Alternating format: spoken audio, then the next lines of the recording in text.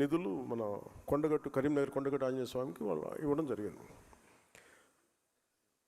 దేవుడు తెలంగాణ దేవుడు, ఆంధ్ర దేవుడు అలా ఉంటారా? తెలంగాణ వెంకటేశ్వర స్వామి, ఆంధ్ర వెంకటేశ్వర స్వామి, అలాగే తెలంగాణకు మన తమిళనాడుకు సుబ్రహ్మణ్య స్వామి, ఆంధ్రాకు మన మోపిదేవి సుబ్రహ్మణ్య స్వామి, అందరూ ఒకటే. రకరకాల స్థానాల్లో నమ్మకాలను బట్టి ఉంటారు. ఇవన్నీ అంటే మీకు ప్రాంతీయతను విస్మరించడం అంటే ఇవన్నీ కూర్చోబెట్టి మీకు స్థాయి, మానసిక స్థాయి పడిపోయే కొద్దీ ఇలాంటివి ఎత్తుకుంటాయి. కొన్నిసార్లు తప్పులు ఉంటాయి, తప్పులు కరెక్ట్ చేసి ముందుకెళ్ళాలి తప్ప అక్కడ ఆగిపోకూడదు. మిగతా వాళ్ళు ఎవరైనా మాట్లాడితే మీరు అలాంటి డిబేట్స్లో మీరు వెళ్ళకండి. పదవి బాధ్యత కింద చెప్తున్నా, అలాంటి డిబేట్స్కి మీరు వెళ్ళకండి. అని ఇవన్నీ ఎందుకంటే భగవంతుడిది హైందవ ధర్మం ప్రపంచంలో ఏ మూల ఎక్కడున్నా సరే ఇది అందరిది. ఇది అలాగే తిరుపతి బాలాజీకి డబ్బులు రిలయన్స్ అంబానీ గారి దగ్గర నుంచి మొహరుములు, ఇందాక నిన్న చెప్పిన ఢిల్లీ నుంచి ఒక ఆడబిడ్డ కూడా వచ్చి హుండీలో డబ్బులు వేస్తారు. ఆ డబ్బులు ఎక్కడికి వెళ్ళాలి ఏంటి అనేది అది స్వామివారి, అది వారి ఇష్టం. అది ఆయన ఎవరి ద్వారా నోటు పలికిస్తారు, ఎవరి ద్వారా చేయిస్తారో అది ఆయనది, అది మనకు సంబంధం లేదు. అందుకని ఇది అంటే ఇలాంటి వివాదాల్లో మీరు అనవసరంగా వెళ్ళకండి, నా ఉద్దేశం అది చెప్పడానికి కారణం. అలాగే అంతర్వేది రథాలు కానీ, ఎందుకంటే సెన్సిటివిటీ ఇంకోటి ఈ మధ్యన ఏమైపోయిందంటే కులాల మధ్య చాలా ఇబ్బందులు అయిపోతున్నాయి.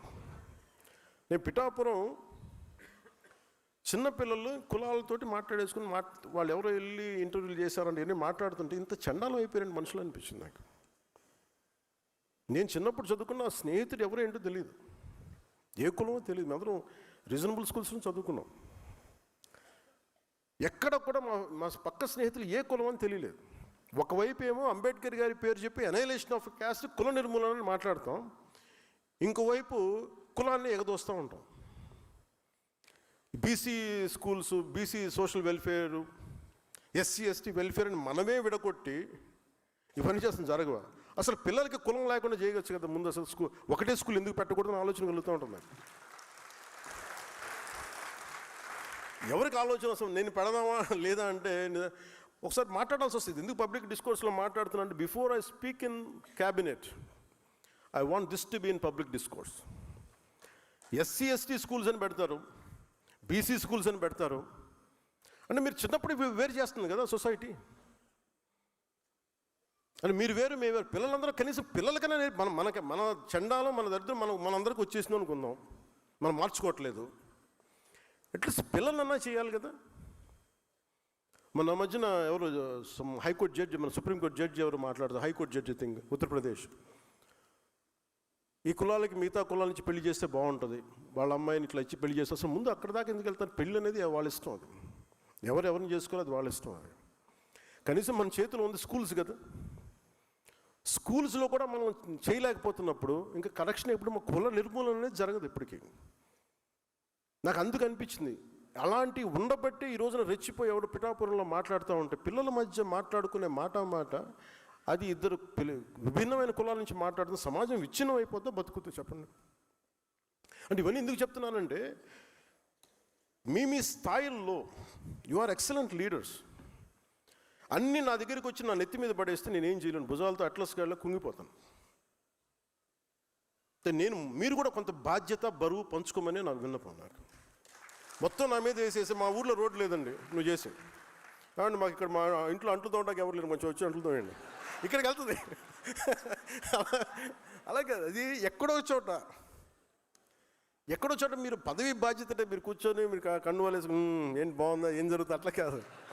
బాధ్యత తీసుకోండి, కొంచెం బాధ్యత తీసుకోండి. ఇలాంటి సమస్య వచ్చినప్పుడు చాలా సమర్థవంతంగా మీ వాదన వినిపించండి, తిట్లు లేకుండా, బూతులు లేకుండా. ఇదొకటి మీకు మీ దృష్టికి తీసుకుతలుచుకుందాం. ఇది మనకి rarest of the rare opportunity. 3.5 years ఇంకా సమయం ఉంది. పిఠాపురంలో ఒక ఎక్సైజ్ స్టార్ట్ చేశాను. ఒక 10 పార్టీ పెట్టిన ఆల్మోస్ట్ ఒక 10 years పైన తర్వాత స్టార్ట్ చేశాను.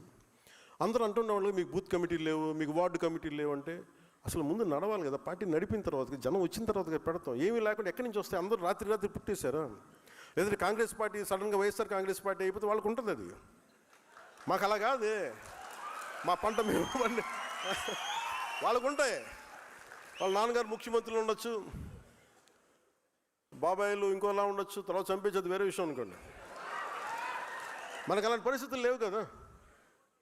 అన్నీ మనమే వండుకోవాలి, మనమే గెంజి వార్చాలి, మనం అన్నీ చేసుకోవాలి, మనం దాంట్లో పోపు మనం వేయాలి, టైం పడద్దు దానికి. అందుకని ఈ మూమెంట్ మన పిఠాపురంలో ప్రారంభించాం. ముఖ్యంగా పార్టీ పదవుల్లో నేను చాలా స్పష్టంగా ఏం చేశానంటే, organization is different. Janasena organization బిల్డింగ్కి జనరల్ సెక్రటరీగా రామతల్లూరి గారిని పెట్టాం. ప్రత్యేకించి వారిని ఎందుకు పెట్టామంటే హిజ్ ఆర్గనైజేషనల్ బిల్డింగ్ స్కిల్స్ ఉన్నాయి ఆయనకి. ఆయన పంపించి పిఠాపురం పంపించి ఆ మోడల్ మిగతా మీ నియోజకవర్గాలు మీరు కూడా చేయాల్సి అందుకని చెప్తున్నాను. దాదాపు 53 గ్రామాల్లో 51 గ్రామాలకి అన్ని వార్డుల కమిటీలు నియమించేసాం, అన్ని ఇంక్లూడింగ్ బూత్ కమిటీలతో సహా. ఎట్లా చేసాం? అది నాకు నచ్చిన వాళ్ళను లేదంటే మన నాయకులు నచ్చిన వాళ్ళో పెట్టలా. 10 మంది జన సైనికుల్ని స్థానికంగా ఉండే వీరమహిళలందరూ కూర్చోబెట్టి మీకు ఎవరికి కావాలి మీ నాయకుడు ఎన్నుకోండి అంటే చాలా వరకు అసలు ఏకపక్షంగా మాకు ఈ వ్యక్తి ఉంటే సరిపోద్దని వచ్చిన గ్రామాల్లో ఉన్నాయి. లేదు కొంచెం ఓటింగ్ అంటే ఓటింగ్ పెట్టుకున్న గ్రామాలు చాలా ప్రజాస్వామ్య పద్ధతి, చాలా డెమోక్రటిక్ మీన్స్లో చేశాం. ఇది ప్రతి నియోజకవర్గానికి ఇది ఒక మోడల్ అవ్వాలి. ఇవన్నీ ఎందుకు చేస్తున్నాం అంటే, మీరు రేపొద్దున స్థానిక సంస్థల్లో మీరు బలంగా నిలబడాలి అంటే మీరు ఇప్పటి నుంచి చేసుకోకపోతే స్థానిక సంస్థల్లో మనం పోటీ చేసే సీట్లో మీరు బలంగా నిలబడలేరు. మీరు సెకండ్ ఇన్ ఫీల్డ్లో అయిపోతారు, జాగ్రత్త. అది అందుకని చెప్తున్నాను, మీరు కంపల్సరీగా చేయాలి. అలాగే ఈ పోటీ చేయాలనుకునే వారికి స్థానిక సంస్థల స్వరూపం, వాటి ద్వారా చేయగలిగే సేవ, అభివృద్ధి గురించి తెలుసుకోవాలి. అలాగే పంచాయతీ వ్యవస్థని బలోపేతం చేస్తున్నాం, సర్పంచుల గౌరవాన్ని పెంచుతున్నాం. నేను రాగానే చేసింది వీళ్ళు వైసీపీ సర్పంచ్లు 70% వైసీపీ సర్పంచ్ 80%. మరి ఫస్ట్ 10,000 మొత్తం డబ్బులు విడుదల చేసాం. 15th ఫైనాన్స్ కమిషన్ నిధులు కూడా వెళ్ళినాయి అంటే వాళ్ళు మన వాళ్ళని కాదు, వ్యవస్థను బతికించడానికి వాళ్ళ వైసీపీ సర్పంచ్లను వాళ్ళ ఖాతాలో డబ్బులు పడ్డాయి. ఇంకా వ్యవస్థను బతికించేవాడు మనని చూడకూడదు, అది నిష్పక్షపాతంగా ఉండాలి. సో అందుకని దీన్ని దృష్టిలో పెట్టుకుని మీరు కూడా చాలా బలంగా ఈ అవగాహన పెంచుకోవాల్సిందిగా కోరుకున్నాం. అలాగే మెంబర్షిప్ డ్రైవ్ చేస్తున్నాం. నేను మన చాలాసార్లు అయిపోతుంది మెంబర్షిప్ డ్రైవ్, మనకి జనసేన పార్టీ మెంబర్షిప్ డ్రైవ్ అంటే ప్రతి ఒక్కరు కూడా మీలో కూడా నాకు తెలిసి 95% మెంబర్షిప్ ఉండుంటారు, 5% మిస్ అయ్యారు నాకు ఎందుకు అనిపిస్తుంది. ఒకరు తప్పైతే కరెక్ట్ చేయండి.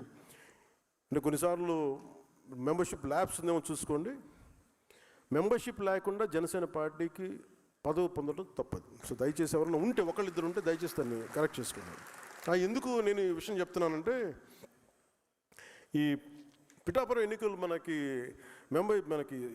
వార్డు కమిటీలు ఎన్నికలు జరుగుతున్నప్పుడు చాలామంది వచ్చి మేము కూడా జనసేన అంటే కండువా వేసుకుంటే జనసేన మెంబర్ అవి తీరాలి. మీరు కండువా వేసుకున్నంత మాత్రం జనసేన మెంబర్ అవ్వాలి. క్రియాశీలకంగా పనిచేయాలి. అది కూడా ఏంటంటే కొన్ని సంవత్సరాలు పనిచేసిన తర్వాత నీకు ఏదో పోటీ చేస్తే అది పెట్టాను దానికి ఒక రూల్ పెట్టాను దానికి.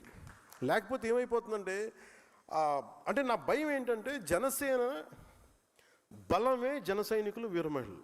ఈరోజు ఇంతమంది ఆడబిడ్డలు కూర్చొని పోరాటం చేశారంటే వాళ్ళకి ఏ పదవి ఉందని, వాళ్ళకి దెబ్బలు తిన్నారు. ఇందాక చెప్పిన బ్రాహ్మణ్ కార్పొరేషన్ చైర్మన్ కానీ